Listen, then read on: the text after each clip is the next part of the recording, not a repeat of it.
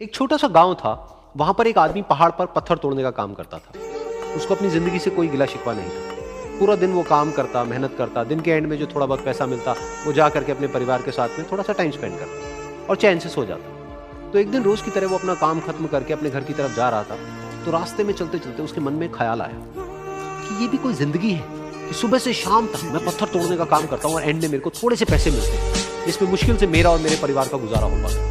काश कुछ ऐसा हो जाए कि कहीं से मुझे कोई ऐसी शक्ति मिल जाए कि जो भी मैं चाहता हूँ वो सच हो जाए। वो अपने घर पर गया, उसने खाना खाया, लेकिन उसका ध्यान खाने की तरफ नहीं था। उसके दिमाग में यही ख्याल चल रहा था। उसके बाद में वो यही सोचते सोचते सो गया। फिर नींद आने के कुछ देर बाद उसको एक सपना आया। सपने में उसने देखा कि रोज की तरह वो अपना काम खत्म करके अपने घर लौट रहा था। रास्ते में उसने एक बहुत ही बड़ा घर देखा और उसके मन में आया कि काश ये घर मेरा होता और मैं इसका मालिक होता। और उसके ये सोचते ही वो उस घर का मालिक बन गया। उसको यकीन ही नहीं हो रहा था कि जो उसने सोचा वो बन चुका है। लेकिन उसकी खुशी ज्यादा देर नहीं टिक पाई, क्योंकि उसको एकदम से एक शोर सुनाई दी। उसने अपने घर के बाहर देखा कि एक बहुत बड़ी रैली निकल रही है, जिसमें बीचों बीच एक पॉलिटिशियन है जो ऐसे ऐसे हाथ हिला रहा है। और वहां पर जितने भी लोग खड़े थे सब उसके नाम के नारे लगा रहे थे। उसके आगे हाथ जोड़ करके खड़े थे, सब उसको देखने के लिए तड़प रहे थे। तब उसको ये एहसास हुआ कि मैं कितना छोटा हूं उसके आगे। और फिर उसके अंदर से एक ख्याल उठा कि काश मैं ये पॉलिटिशियन होता और मेरे पास भी इतनी ही पावर होती जितनी कि इसके पास में। बस उसका इतना सा सोचने की देर थी, वो पॉलिटिशियन बन गया। इसकी खुशी का ठिकाना नहीं था, क्योंकि उसके आसपास में हजारों लोगों की भीड़ थी और सब उसको देखने के लिए तरस रहे थे, तड़प रहे थे। लेकिन उसकी ये खुशी भी ज्यादा देर नहीं थी। धूप बहुत ही तेज थी और उस पॉलिटिशियन को आदत नहीं थी इतनी गर्मी में रहने की। तो उस धूप की वजह से उसको चक्कर आ गए और वो बेहोश होकर के गिर।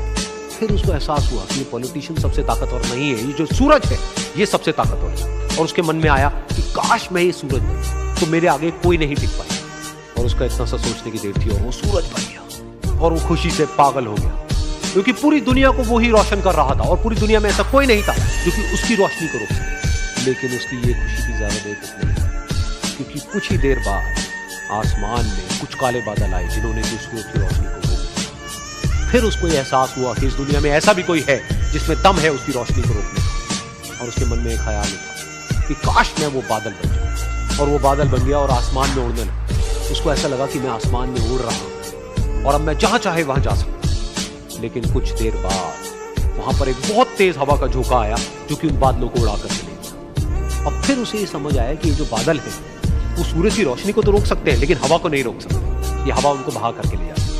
फिर उसके मन में आया कि काश मैं ये हवा बन जाऊं। और वो हवा बन गई। हवा बनने के बाद में उसको अपने अंदर एक अलग ही ऊर्जा का अनुभव हुआ। वो चाहे तो आराम से बहता और चाहे तो आंधी बन करके, तूफान बन करके, जिसको भी चाहे उड़ा करके ले जाता। उसको ये विश्वास होने ही लगा था कि इस दुनिया में सबसे ज्यादा शक्तिशाली मैं हूं। लेकिन तभी उसके सामने आया एक पहाड़। उसने अपनी पूरी ताकत लगा दी, लेकिन उस पहाड़ को वो इतना सा भी नहीं हिला पाया। तब उसको एहसास हुआ कि इस दुनिया में कोई है जो हवा से भी ज्यादा शक्तिशाली है, जिसमें दम है उस हवा को रोकने का।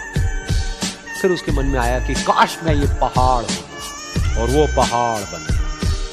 लेकिन हर बार की इस बार भी उसकी खुशी ज्यादा देर तक नहीं थी। उसको एक जानी पहचानी सी आवाज सुनाई दी और साथ ही साथ उसको दर्द होने लगा, जैसे कि कोई है जो उसको तोड़ रहा है, उसको मार रहा है।